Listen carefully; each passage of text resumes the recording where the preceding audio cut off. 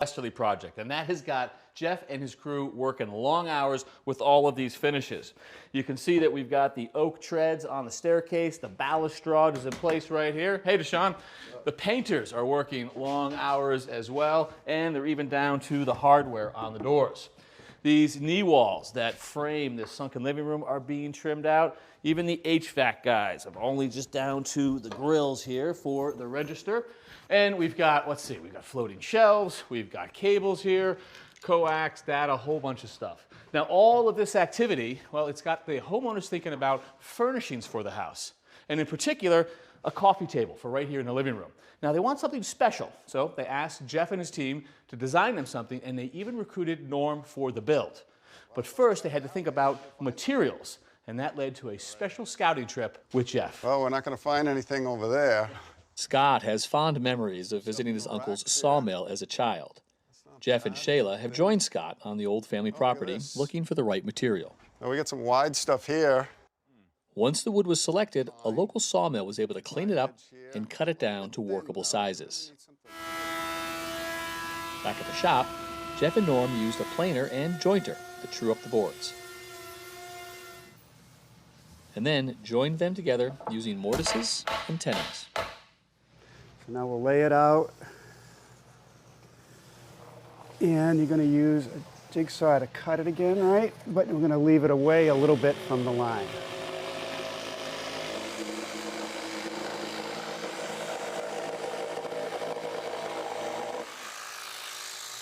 All right, now we're going to put the template back on and get it aligned again. Right on the line right there. All right, and clamp it in place.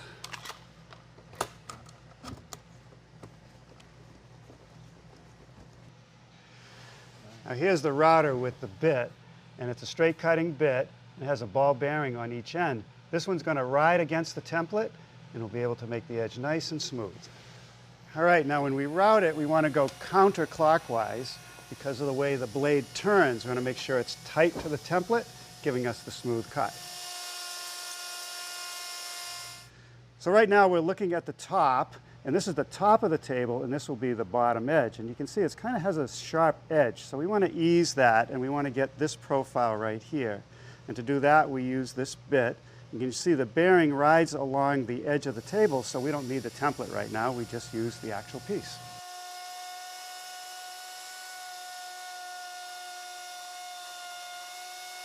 Okay, that takes care of the bottom edge.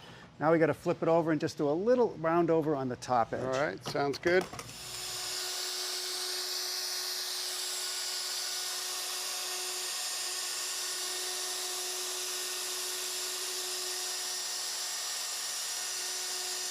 So we made two templates to make the notches where the legs will attach to the top. One for the long end and one for the middle of the table. I'm going to cut out part of the notch that we need with the jigsaw.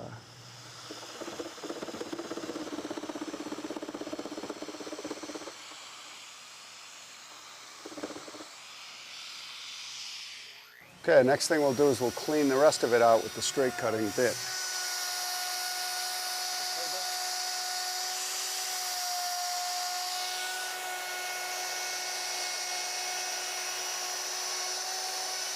All right, now finish this off, these rounded edges, using a Japanese saw.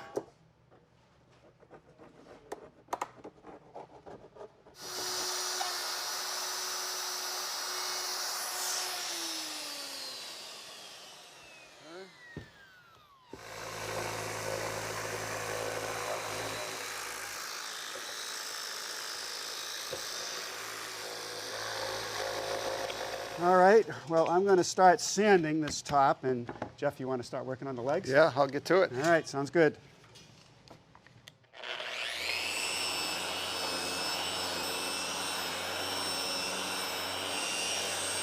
All right, so we have a leg stock here, cut to length, and we made it out of 2 pieces of 1.5 inch stock. We glued them together, and we've got a 3x3 leg. So next thing we have to do is dado out 1.5 inches here and 1.5 inches here to accept our 2 shelves. So we've added this extension piece on the back of our fence so that when the blade passes through the material, it doesn't blow out the backside.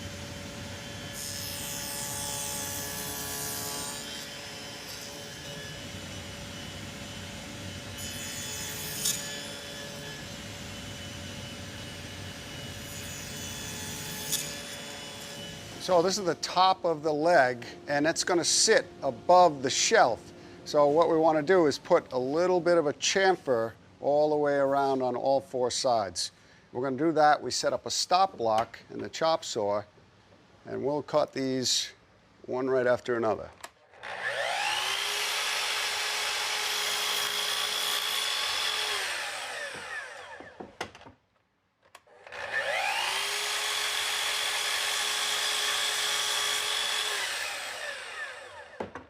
All right, so there's the chamfer on all 4 sides. And then the last thing we've got to do is we've got a little bit of a detail at the bottom of the leg, and we're going to cut that on the sander.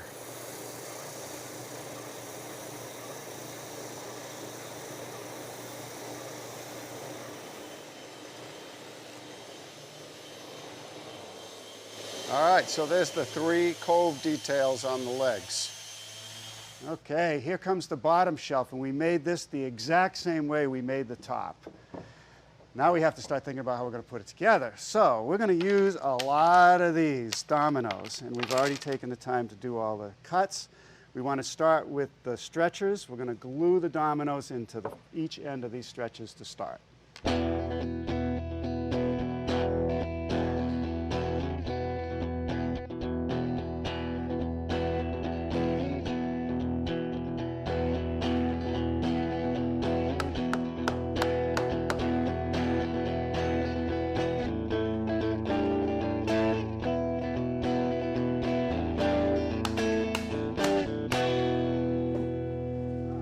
Wow. Look at that. How do you like that? That's awesome. It looks great. So I understand it's your birthday today. It is my birthday. Well, today. happy birthday. Thank you Happy very much. birthday. Thank you very much, guys. Thank you. All right. Pleasure. Thank you. Thank you, Norm. Norm, awesome. Thanks to you guys.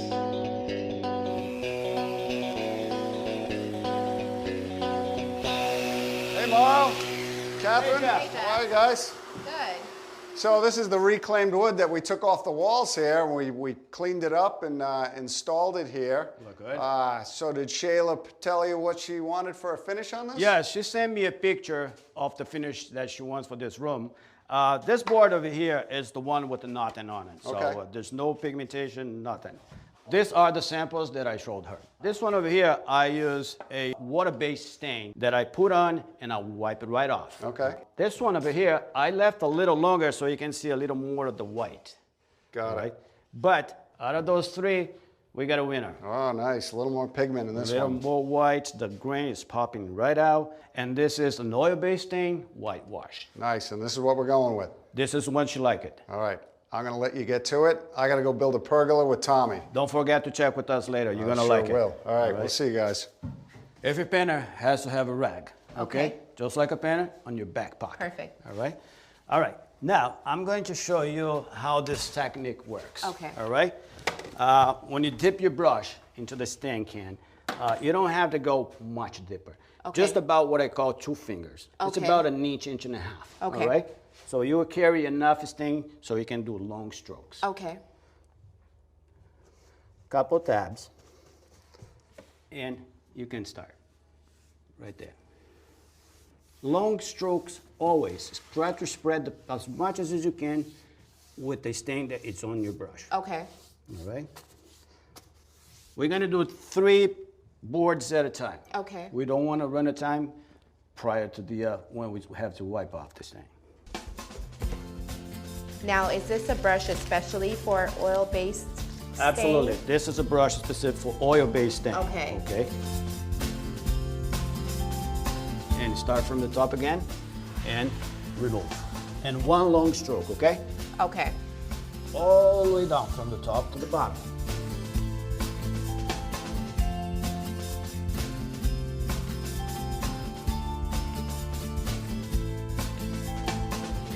Well, last tape off. What do you think, Kathryn? I think it looks fantastic. How does it compare to the sample? All right, well, let's compare it All right right. now. We said this is the color they like it, Okay. right? Yes. So it came out nice, but let's compare. Let's go closer to the wall Definitely. so we can see it better. Look at that, It's pretty spot on to me. right? Yes. Looks good, doesn't it? Yes. Well, they'll be happy when they see I it. think we did a fantastic job. We did it.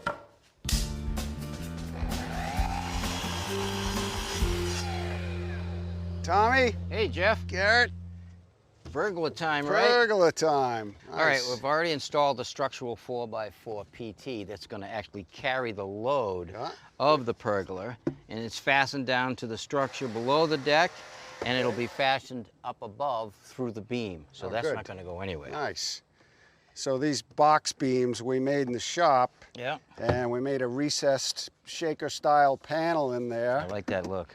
So now we've got a cap with a tapered column that's Yep. going to sit right over this whole thing. Yeah, it's tricky to get that thing down now. It's centered right over that cap. Yeah, there you go. Oh, there you go. Nice. All right, Garrett. Drive it down, fit it in there. Nice. Push it down. And a little trim And underneath. mold it will go up, get that all fastened. That's gonna look Good great. looking column. Yeah. All right, now we gotta set the beam on top and we're gonna center it on the post. All right. Go to you, Yep. right there. Looks good to you. Okay. So all of this flashing detail on the top of the column will get covered by a trim detail.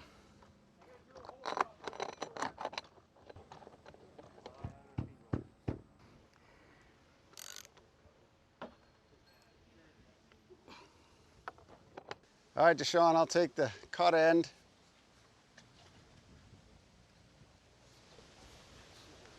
We'll flip it over though. Yep.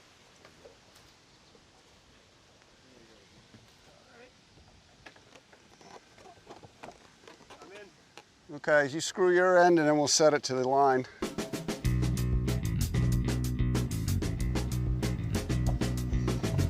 Okay, screw it.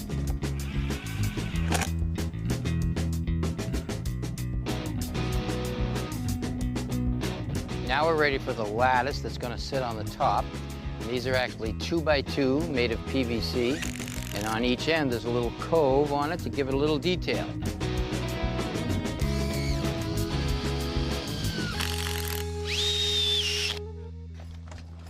Oh yeah, Wow, look at that. that's a nice look. Actually, it adds a little shade. It will add shade, absolutely.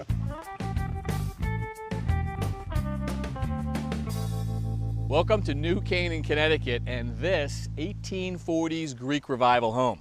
Believe it or not that long ago, that house was abandoned. But pretty soon, thanks to a local developer, it is going to be a single-family home. And for us, it is an idea house, a place where we can try out new products and technologies. And today, we're talking shutters. Hey, Gordon, good to see you again. Good to see you. So we're talking shutters today? Yeah, we're building this house in a historic area, and we have to put shutters on. So that means we have to be historically accurate. And what do we want for historically accurate, from historically accurate shutters? Well, they have to be operable and they have to be correct size. Gotcha, okay. And usually that means it's a wood product, which is high maintenance, rot. So what we have found is a PVC material. Okay. PVC material that is going to be the right size and also operable? Yes. Nice. Although these are in pieces, so we're going to have to assemble these? Yes, well, we found out that there's three ways they come. They come hang ready, Yep. paint ready, and then ready assembly. So I presume those names are all sort of self-explanatory. Ready to hang means they're put together and painted. Correct. You put them right on the house. Ready to paint means assembled. You add the paint. Correct. And then this, which is put them together, paint them, and then hang them. Yes. So we're putting them together. Putting them together, we're going to paint them and then hang them. All right, let's put them together. What are we doing? Here we go. So with these already pre-mortised out, I'm going to hand you a few. So these are the louvers, Yep. and all the mortises were done by the company? Yeah, and then what we do is, You're going to start on my side? no, I'm just showing you a little trick. Oh, okay, I gotcha. Yeah. All of them right down the line? All down the line.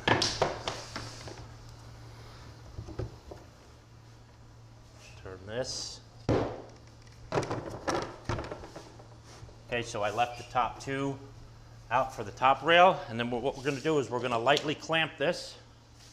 Okay. So when we start to put the louvers in on the other side, we don't have everything falling out.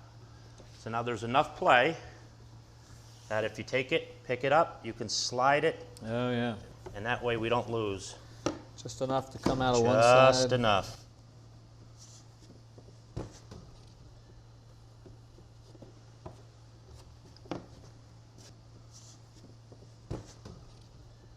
Okay, Good there. so now we're going to dry fit the rails you just slide yours in, put the bottom rail in to dry fit, and I'm going to dry fit the mid rail here. That fits nice. And then the top rail. It all goes in nice. We're going to add a little adhesive to each end.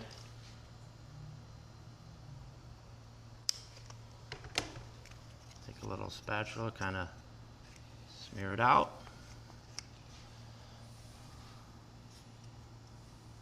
Okay. Slides in.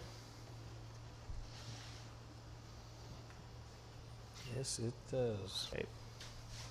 I'm looking at this, thinking it goes in this way. Okay. And the top rail.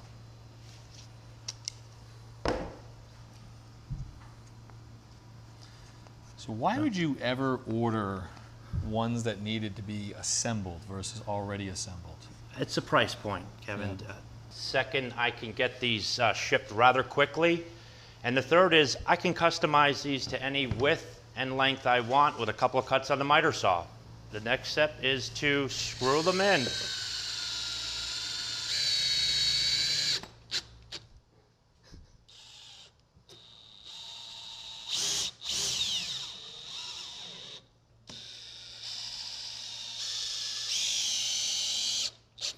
And now that it's glued under pressure, we are ready to paint.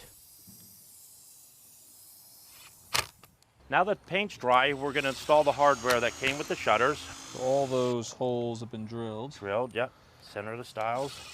Okay, you grab the shutter, I'll grab the hardware.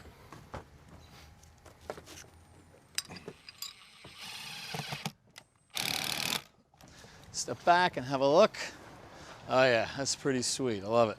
So operational, proportional, hung the right way. And it looks historic. Nice. Nice job, Gordon. Thank you. Take care.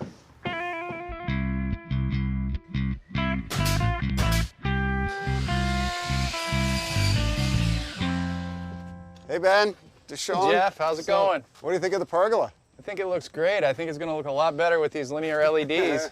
Yeah, you got one in already, huh? Yeah, the guys and I installed that a little earlier. Oh, nice fit. All right, well, I'll let you guys get to it. See you. All right, Deshaun, so earlier I cut this to length, and you notice that we left a little bit of slack here, because if we ever have a problem, we want to be able to fix it. Right. So we're going to leave a little slack. We're going to start by stripping this out, okay? So I'm going to just strip a little so that we can get at the conductors inside of this casing, all right? All right. This particular wire actually has an inner sheath that's for other applications. We're not going to use it here, so I'm just going to get rid of it. So I'm going to cut these wires to different lengths so that we can keep this junction really, really small because we've got to actually push it into a very small spot. And now that's prepped so that we can make this junction when we need to make it. But first let me show you this tape that we're going to be using. All right, this is a linear LED tape lighting system, okay? And basically what it has, if you look at it, it has little LED lights about every inch or so. Okay, it has these nice little cut marks so that we can cut it to a custom length. And this tape in particular is actually a weatherproof LED tape. And what they do to get that to happen is that they actually wrap the whole thing in silicone when they make it so that it's waterproof. It also has a very sturdy backing tape on it so that we can stick it into the track that we're going to use to hide it. And we're going to connect the LED tape to the wires coming out of the wall. So in order to do that, this company provides a pre-made wire end for us to use. So we're going to cut it to length. We're going to strip out what we need. Just like we cut those one longer than the other, we're going to do the same here. And what that's going to allow us to do is make a nice straight junction where everything meets up and it goes into the wall in a nice straight fashion. So one of the things we use when we solder a junction to protect that junction is a product called heat shrink. And what this is a rubber tube that actually, when you heat it up, will shrink to the junction and it creates a watertight bond. So now we're going to twist these guys together, all right? All right, so we're going to hold these just a little bit apart and we're going to twist them together so that, like I said, that junction is actually made before we even solder it, so that we can ensure a good, long-lasting connection. All right, so now that these are just about twisted together, we're ready to make that soldered connection.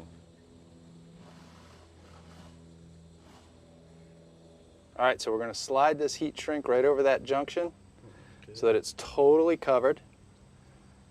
And once we've done that, we're going to go get our heat gun and we're going to just warm this stuff up so that heat shrink shrinks into place.